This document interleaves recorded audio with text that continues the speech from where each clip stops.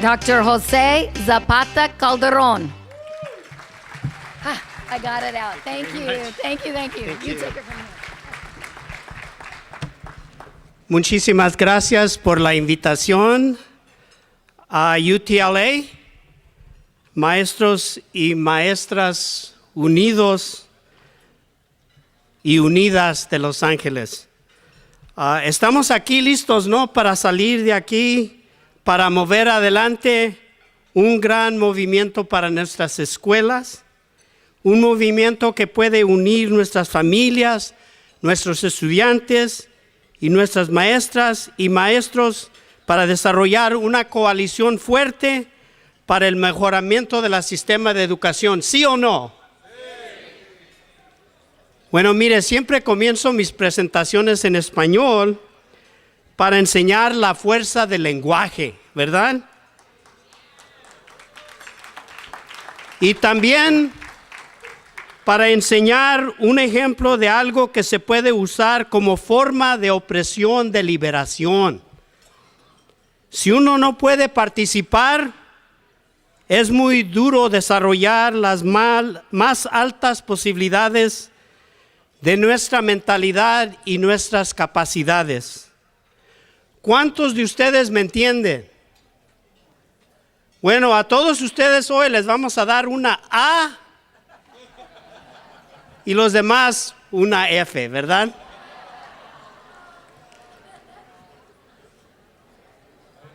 I will stop here because I know that many of you do not understand Spanish. And I have to tell you, I came here from Mexico at the age of 7 and started in the first grade and didn't know a word in English.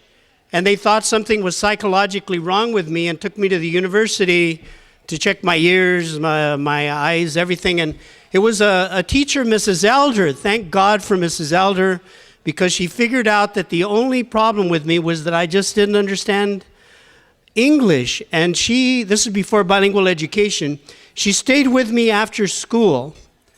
And if it hadn't been for her, I would not be here today.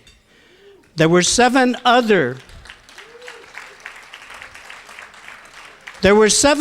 young Mexican kids in the first grade who didn't graduate and dropped out. And when I was a senior at the University of Colorado, I went back and did a study with them, and they never got beyond being construction workers or working in restaurants. So I started out my presentation in another language, and if I had gone on for a half an hour, which I did in one of my classes, had a student walk out and report me to the president, a lot of you may have walked out, and it shows the power of how language can be used as a form of oppression and exclusion. So I began my presentation by thanking all of you for inviting me to this conference. And I explained that if one is not able to participate, to have a voice, there is no way that we can develop the highest levels of capacities that we have. And of course, I asked how many of you understood me, and as in the real world, some of you would get the A's, and some of you would get the F's. We know that there is a form of structural exclusion that can result in low self-esteem in our students, with a belief that they are responsible, and a power structure that places the blame on our teachers and not on the historical or the systemic conditions that are the foundations of the problem. It is this kind of oppression that I want to talk to you about today. And I am so heartened to be speaking to so many of you who are building and constructing with the tools of education. For as we know, education is truly a tool for overcoming domestication, scapegoating, and exclusion. As mentioned, I come from a working class family. My parents never learned a word in English. They were farm workers all their lives. And I learned the importance of work through them. They both died as farm workers. And I realized that in order to survive, my parents had to work long hours in the fields. And then I often had to work alongside of them. And it was that spirit that when I graduated from the University of Colorado, I caught a bus and went to meet Cesar Chavez and came back and organized a school with 17 young Chicano kids in the backyard of my home in Alt, Colorado. You can see this. TEDx recently did a story on that. You can go online and see the story on TEDx. It was these early experiences that gave me the passion in my college years to get involved in supporting strikes and boycotts and in supporting efforts to open the doors for students of color on the college campuses. After 13 years, I got married, I had children, and moved to Los Angeles, where I completed a PhD in sociology at UCLA. All right, Bruins. My research was on the city of Monterey Park, where we helped elect Judy Chu as the mayor. We built multi-ethnic coalitions, and I've taught at Pitzer College for 2.5 years, but never have left my principles and values of working with farm workers, day laborers, educators for quality education, health, and economic development in our communities. Now, I cite this short biography only as an example in terms of the connections that are needed between our personal history and our passion, the history of our mothers, our fathers, our grandfathers, our grandmothers, whose labor built this country, and whose work helped ensure the taxes that are used for our educational system today. It is important for us to not forget the foundations of those victories and now build organizing efforts to ensure that there are no takebacks to those accomplishments, and work to change the inequities that are now being placed on the backs of our teachers, who are the foundation, the source of our working people in this country. With the rise of a global economy, there is a need for an educational system that promotes a democratic society. However, brothers and sisters, you know there's an emerging trend that wants to take us back to the days of where they prepared kids for the assembly lines, where they were taught not to question, to only listen to their supervisors. This trend tends to promote a managerial banking system again, where the power of disseminating knowledge is being transferred to the needs of the business and political establishments. This is a shift that fits into and promotes standardized tests and quantitative methods that evaluate the performances of both teachers and students. And there is a diminishing space for the creation of democratic bridges between what is being learned in the classroom and the kind of society that we want to create out there, unity amongst all people. This trend is characterized by the growth of for-profit corporate charter schools and companies who are redefining the meaning of education by taking money out of the public schools. The Vergara versus California lawsuit, where a judge struck down tenure and other job protections for California's public school teachers as unconstitutional, is an example of seeking someone to blame. In the debate over the state of our education, unfortunately, many taxpayers have been led to believe that the issue is only about the quality of our teachers and not about the structural inequities that many of our underrepresented students and their families confront every day in their communities. The scapegoating by this conservative trend in our society is one that advances a thinking that low test scores are caused by bad teachers, and that if you get rid of the bad teachers, all students will get high test scores. Well, brothers and sisters, the reality is, as we know, that teachers do not give tenure to themselves. The reality is we know that is that instead of acknowledging that test scores are highly correlated with family income, instead of acknowledging the structural issues of large class sizes, the lowest per pupil funding rates of K through 12 in the nation, the decrease in programs and services for students with the greatest needs, instead of acknowledging the cuts in staff and pay raises and the limited access to public preschool, they prefer to blame the teachers and the very idea of public education. I do hope that on appeal, a wiser court will see that while the process for removing ineffective teachers perhaps can be improved, that the improvement of education will not be done through laws that blame the teachers or campaigns by privately funded corporations and solutions that leave out the economic, the resource, the racial, and the historical factors that are the foundations of many of the problems in our educational system.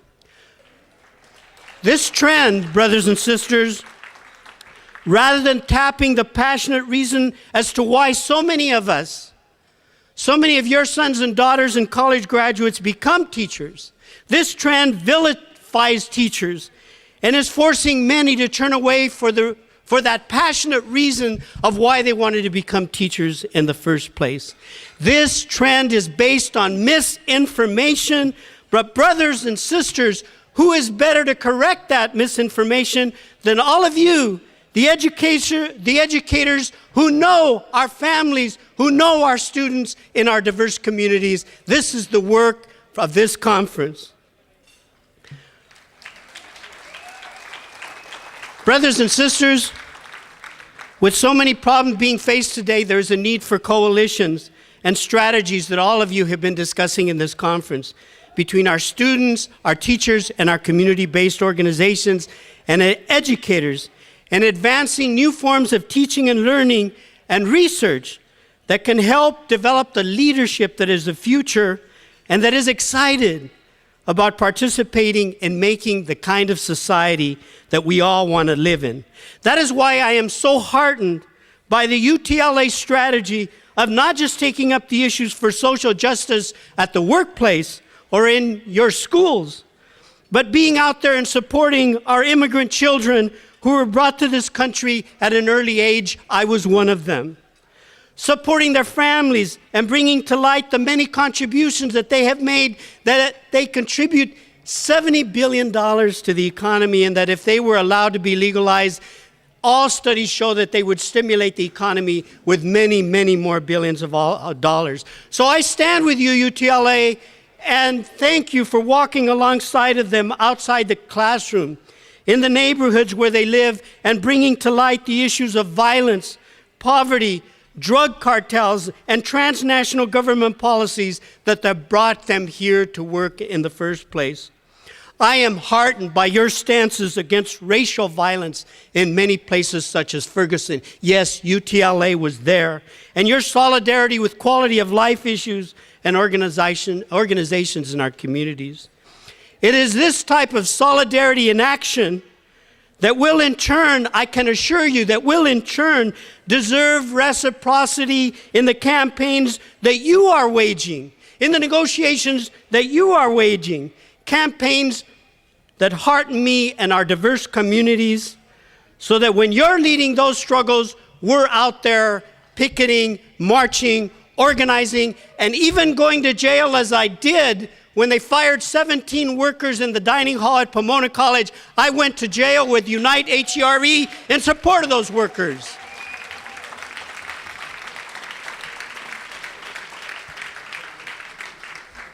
There are examples of a movement, and UTLA has been part of that movement in winning many victories for educational justice since the 1970s.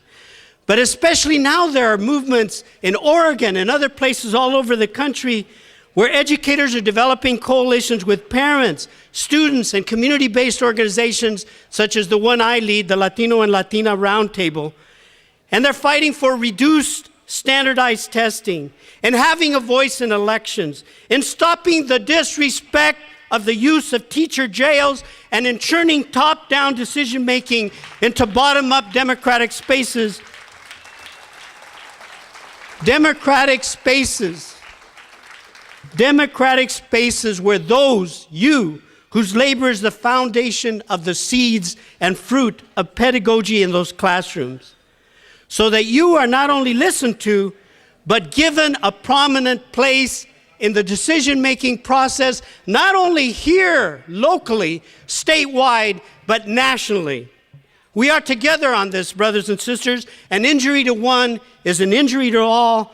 We will support each other and only build higher levels of unity. On this, let me say, our support for these initiatives has to be based on a type of teaching, learning, and organizing where there is a passion for creating spaces of equity, where students are exposed to a curriculum that does not just deal with teaching them about the problems in society, but that looks at the structural and systemic reasons and what they can do about those inequities in the society. Inequities of poverty, of racism, of sexism, of classism, and that stop the attacks through the use of homophobia. Those are the individuals that have been historically excluded from textbooks. And now they don't like us because we're bringing to center stage individuals such as William Clark, who brought to center stage and did a study showing black kids throughout the South, dolls, black and white, and the kids would always respond to black kids that the beautiful doll was the white one. His study was the foundation of Brown versus Board of Education. All our students who should know who Mamie, his wife, it was who came up with that idea. They should know who Clark is and not just Kobe Bryant.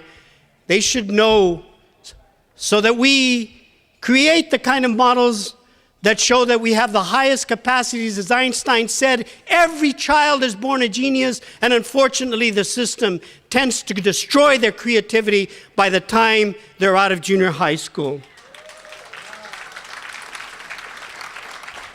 So as we seek to develop coalitions, it is important for us to look toward new ways of carrying out democratic forms of learning and curriculum building in our classrooms that connect to new models of building democratic participation in our communities.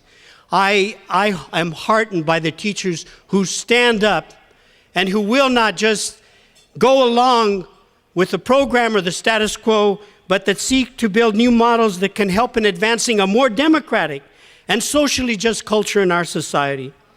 It is important for all of us to absorb the meaning of our capacities that we have to create, to understand why that capacity was diminished and how we have the ability to cultivate that capacity back.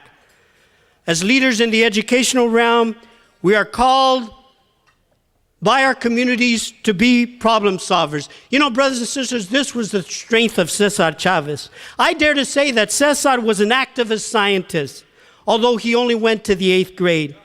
He was not afraid to experiment, to diagnose a problem, prescribe a solution, implement a plan, and learn from the lessons of applying theory to practice. Of course he made mistakes, but that is what science is all about. The only person who doesn't make a mistake is the person who sits on their butt and doesn't do anything.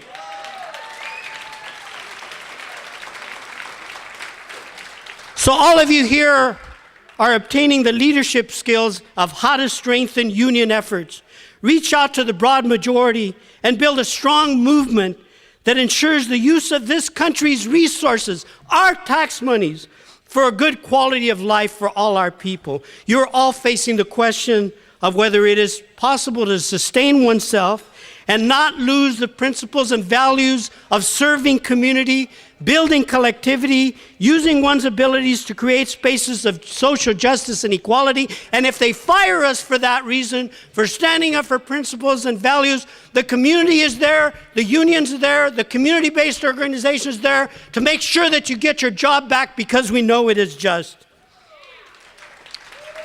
There are two trends developing right now that I sense.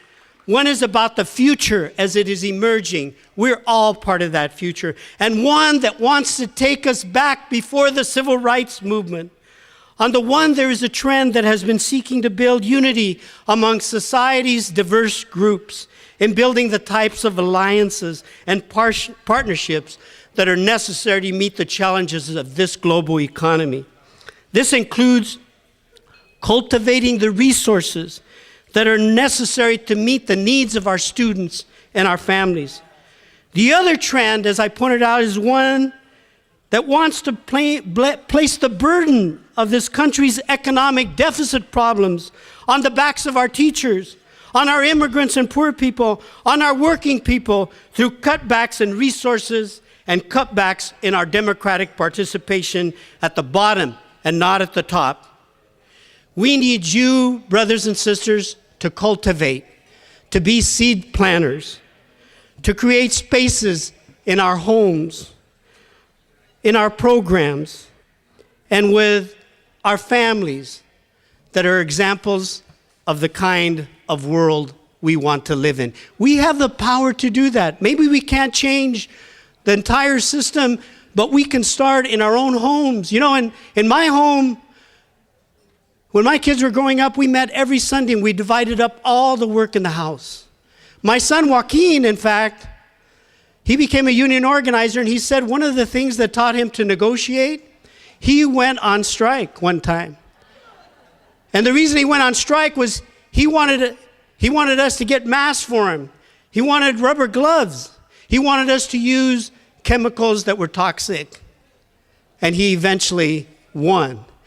He was the example at that time of the kind of example that we need right now to ensure that you get the types of wages, the type of raises, the type of respect that you deserve and that our students and our families deserve.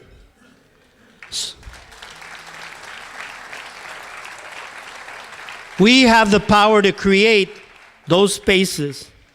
But in addition to cultivating and creating those spaces, it is essential, brothers and sisters, more than ever, to build a powerful and political social movement where we can elect the kind of people that truly represent our interests, where we are together in holding them accountable if they turn against us when they get in there, and to do it not alone as individuals, but in coalitions, in partnerships, in finding a common ground with students, parents, our neighbors, our community-based groups, to take on the challenges of organizing our co-workers in our unions, in our communities, in our churches, to build a strong movement that can build the types of schools, the types of education, and the types of unities among our diverse communities that our students, our families, and you, the educators, deserve. To get involved, to really get involved in building new collaborations, to ensure that the priorities of this city, of this country, are not just about using our tax money, or are those corporations not just about using their profits for a few, but are about sustaining and ensuring the resources that are available there to ensure that it is used for the many. Let us all cultivate together, brothers and sisters, so that our families, our students, are not excluded, whether it is through language, the color of your skin, your gender, or your sexual orientation, or your beliefs, or your principles and values.